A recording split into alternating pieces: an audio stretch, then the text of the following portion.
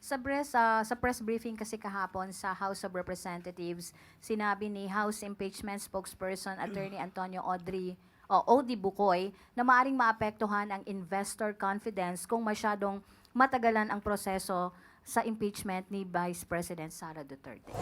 So, nakakaalarma po ito dahil gumaganda po ang takbo ng ekonomiya ng bansa. At maaari na po tayong tumugon sa inyong mga katanungan.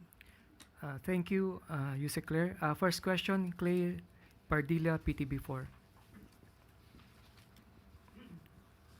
Magandang umaga po, Yusek. Regarding pa rin po sa children's safety, what are PBBM's directives to the DPWH on flood control this rainy season? Sa DOST po at Pag-asa, ano po ang utos on strengthening early warning system at marching order po to ensure food security sa DA naman po? Thank you. Okay.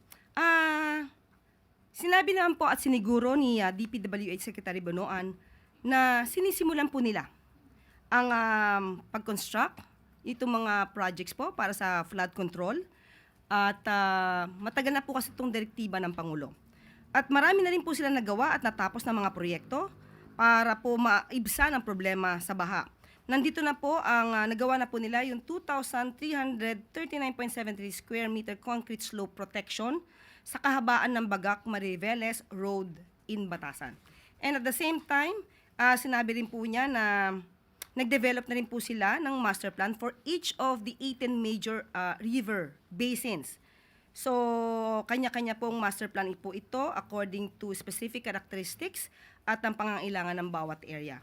So, asahan po natin at maging lagi tayong handa sa pagbaha. Although, hindi natin masasabing 100% agad na mababawasan ng pagbaba sa ating bansa, pero patuloy pa rin po ang pagsasagawa ng DPWH para po maibsan ang problema rito. Patungkol naman po sa DOST, ay meron po silang theme, meron po silang nilaunch, kahandaan sa bagyo at baha, solusyon sa ligtas na bayan. So, nagkaroon po ng kick-off, celebrity FAW celebration, ang DOST, Pag-asa. Nilaunch nila ang National Hydromet Observing Network interactive platform at ang centralized alert system kung saan maaari pong makuha at ma-access ng ating kababayan ng critical weather advisories. At ang sabi naman din po ng DA, handa po sila sa food security, lalo-lalo na po na okay naman po ang supply ng ating bigas sa kasalukuyan.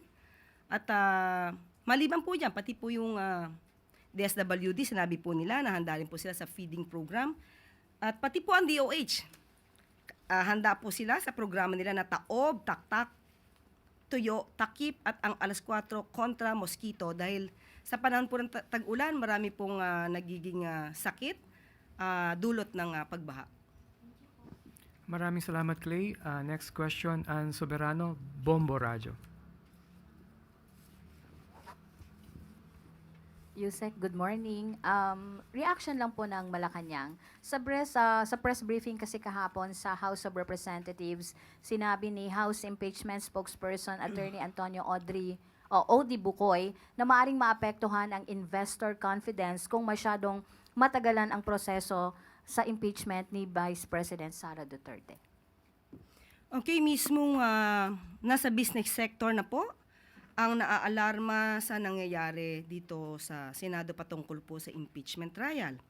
At hindi po talaga na naisin na makapag-invest, na maa-alerto po talaga mga investors natin kung may issue po at inaakusahan ang isang leader ng korupsyon at mukhang nakakampihan pa ng ibang senator judges.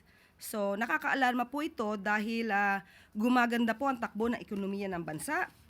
Taliwas po ito sa sinabi ng Vice Presidente na bagsak ang ekonomiya. Tandaan po natin, natanggal na po ang Pilipinas dito sa Financial Action Task Force Gray List na nakapagbigay po ng mataas na investor confidence sa bansa nito lamang taon. At sinabi rin po ng ADB na na-maintain po ng Pilipinas ang napakaganda pong economic outlook for 2025. So nakakahinayang po kung ang ekonomiya natin ay maapektuhan ng dahil lang po sa nangyayari sa Senado. So ang panawagan lang din po natin sa Senado patungkol po sa impeachment trial, hindi naman po para pabilisin o manghimasok tayo sa ginagawang impeachment trial, kundi sundin lamang po ang konstitusyon at ang rule of law. Yan din lang po ang ninanais ng Makati Business Club. On the other, Yusek, sang-ayon po ba ang Malacanang sa panawagan ng business community na kailangan talagang bilisan na ang trial upang mapanatili ang katatagan ng ekonomiya at kumpiyansa ng mga investor na mamuhunan sa ating bansa? Muli ulitin natin, hindi po kasi manghihimasok ang Pangulo sa proseso sa Senado patungkol po sa impeachment trial. Pero kung yan po ang nakikita po ng mga nagnenegosyo, investors natin sa Pilipinas, eksperto sila sa mga ganitong bagay, kung ano ang mas makakabuti sa ekonomiya. Sa tandaan natin, ang sabi lamang po ng Pangulo, sundin ang konstitusyon at ang rule of law. So kung pagpapabilis sa impeachment trial, at yun na nakikita ng business sector, sana bigyan din po ito ng pansin ng Senado. Thank you, Yusek. Any more questions? Rich Bonquevero. Ay, good morning po, Yusek. Balik lang po dun sa on the issue on the Middle East conflict. This Monday po, we had 18 OFWs that were repatriated from Dubai. They were supposed to go to Israel and Jordan for work. And they arrived po when the conflict intensified, like last Friday po, June 13.